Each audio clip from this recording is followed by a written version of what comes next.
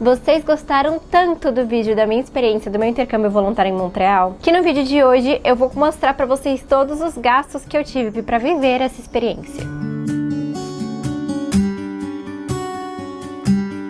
No outro vídeo, eu contei toda a experiência de como foi que eu fui parar no intercâmbio voluntário através da Worldpackers, lá no Canadá, em Montreal, trocando um trabalho, um serviço por hospedagem, então sem pagar hospedagem durante todo o mês que eu fiquei lá. Eu vou deixar esse vídeo linkado aqui, caso você ainda não tenha visto, pra você ver depois de terminar esse vídeo, tá? Eu fui pra Montreal a partir de Massachusetts, que é um estado que fica do lado leste dos Estados Unidos. Então eu já estava próxima de Montreal, porque eu estava fazendo um work and travel, trabalhando numa estação de esqui por 3 meses, através de um outro tipo de intercâmbio que você pode conhecer através de milhões de vídeos que tem aqui no canal. Vou deixar a playlist linkada aqui também. Então eu estava trabalhando em Massachusetts, ganhando meu dinheirinho nesse intercâmbio que é de trabalho remunerado nos Estados Unidos, e decidi fazer o intercâmbio voluntário em Montreal, que era uma experiência que eu já estava com vontade de fazer. Eu estava trabalhando usando o visto J1 nesse intercâmbio de Work and Travel nos Estados Unidos, mas eu levei comigo um visto de turista, o B1, que eu já tinha. Então, para ir dos Estados Unidos para o Canadá, eu tive que tirar o visto ETA. Quando você tem o visto B1 americano, você pode tirar um visto canadense eletrônico que se chama ETA. Se você não tem o visto de turista dos Estados Unidos, você não consegue tirar o ETA. Aí você tem que aplicar para o visto canadense enquanto você ainda está aqui no Brasil, tem que ir no consulado, é mais caro, então é outra questão. Então é legal ter o visto de turista americano porque tem essa facilidade para ir para o Canadá também. E não dá para fazer esse processo do ETA com o visto J1. Mas para usar o visto ETA, você tem que voar na primeira vez que você vai para o Canadá com ele. Tem que ser via aérea, não pode ser de ônibus e não pode ser de carro. Então, comprei minha passagem aérea para o Canadá, que custou $99. Eu também tive que pagar para a plataforma do Worldpackers, que foi onde eu encontrei o emprego que eu ia morar em Montreal. Tem 2 outros vídeos falando sobre essa plataforma aqui. Você encontra trabalho voluntário pelo mundo e você troca um trabalho seu, um serviço seu por hospedagem e até alimentação e outros benefícios em vários lugares do mundo. O custo de ficar membro da Worldpackers para poder aplicar para uma dessas oportunidades pelo mundo é de $50 e fica $40 com o cupom meu que vocês podem usar. E essa assinatura dura por 1 ano e meio. Então, por 1 ano e meio, se eu quisesse ficar trocando de anfitrião pelo mundo, viajando através dessas oportunidades que tem na Worldpackers, eu poderia. Então eu paguei $50, mas se vocês forem usar, vocês vão pagar $40 por causa do meu cupom. Eu paguei meu visto, eu paguei minha passagem, eu paguei pra ficar membro do Worldpackers e encontrar minha vaga. Aí eu pesquisei no Worldpackers, vários anfitriões, e encontrei um hostel no centro de Montreal, que eu queria ficar próximo do centro mesmo. Só que este lugar só oferecia o café da manhã. Um outro gasto que eu tive lá foi pra me alimentar também, porque dentro da Worldpackers existem muitos tipos de oportunidades, oferecem benefícios diferentes.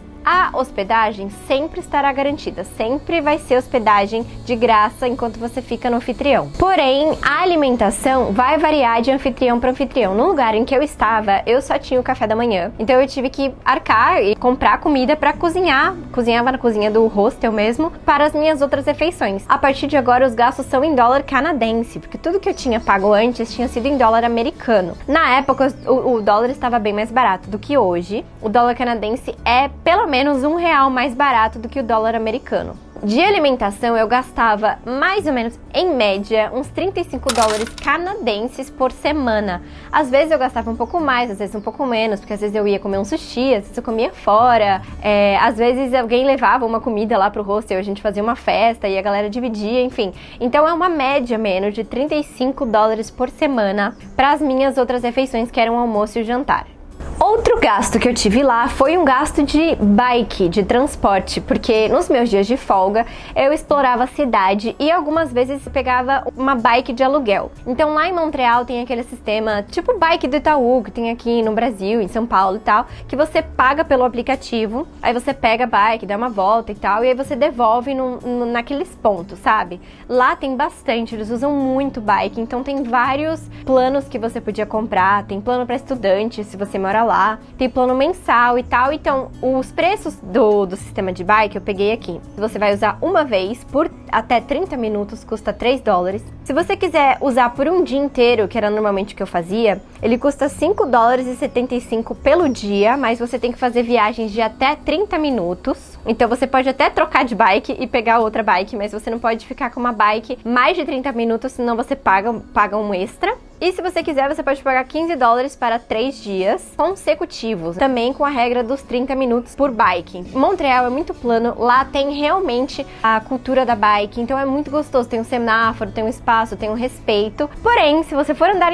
de bike em Montreal, pelo amor de Deus, não fique em cima da bike quando você estiver na calçada, senão você pode tomar uma multa. Não aconteceu comigo, mas eu sei que acontece. Eu coloquei aqui que eu fazia esse sistema pelo menos uma vez por semana, então eu coloquei que eu fiz 5 vezes essa questão da bike, então deu $30 canadenses pelo mês inteiro que eu estive lá, andando de bike, nos meus dias de folga. Porque tinha dias que eu só saía andando mesmo, aí, andava muito, andava 11 quilômetros, batia pé no dia inteiro, não era sempre que eu pegava bike. Outro gasto que eu vou adicionar, que é bem opcional, mas era uma coisa minha, Montreal tem muitos cafés gostosos, e sempre que eu saía nos meus dias de folga pra passear, eu tomava pelo menos um café por dia. Então eu coloquei que eu tomava 5 cafés por semana, andando na rua, sei lá, por aí. Então dava $20 por semana, o que deu $80 por mês de cafés andando por aí na rua. Eu coloquei esse gasto um pouco mais alto também, porque teve alguns dias que eu passei uma tarde toda trabalhando num café. E aí eu tomei vários cafés, por exemplo, porque era um ambiente muito gostoso, eles têm uns cafés coworkings muito gostosos em Montreal. E eu tava me dando de presente esse luxo, então coloquei aí $80 de café pelo mês inteiro que eu fiquei lá. Além disso, eu fiz uma tatuagem em Montreal, que foi essa aqui, escrito Resiliência, em francês, com um girassol, que é uma tatuagem que eu sou definitivamente muito apaixonada. E eu gastei $80 canadenses nessa tatuagem com a Júlia Sacardo, que é uma tatuadora incrível. Ela é brasileira, mas ela mora lá. E foi super coincidência ela ser brasileira, porque eu resolvi fazer uma tatuagem bem de última hora, bem no fim do meu intercâmbio.